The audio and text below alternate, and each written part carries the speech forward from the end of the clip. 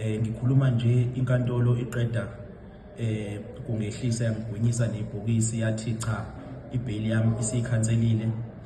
Ngikhuluma ngisejele njengamanje. Abafowethu bafikile bazongibona, nabamili bami bafikile bangibona, abazoqhubeka bathatha icala abangimele. Cela ukubonga nje amasosha omkhonto lawa lapha phambi kwami. Ngibonga noba unqamalala ummeli amthumelile. Kusasa ummeli wami uzobe khona enkantolo ngomhla ka-5 March 2025 8:30 kusasa sizobe sise-CR Swart. Ngiyabonga nje bafowethu. Mina ngistrong ke, mina inkunzi, mina unqaka ubandela umshini isikhafu lagazi into engalali. Into esasiyenza ngoJuly unrest yokukhankasela ukuthi umthethosisekelo awusetshenziswe ngokweqiniso nanokuthi akulungile ukubopha ubabunqamalala ngokungemthetho.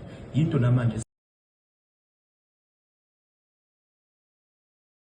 now today, there is no upholding of the constitution, there is no upholding of the democratic practices, there is no upholding of justice for you to keep me in prison on the solid basis that I missed time yesterday.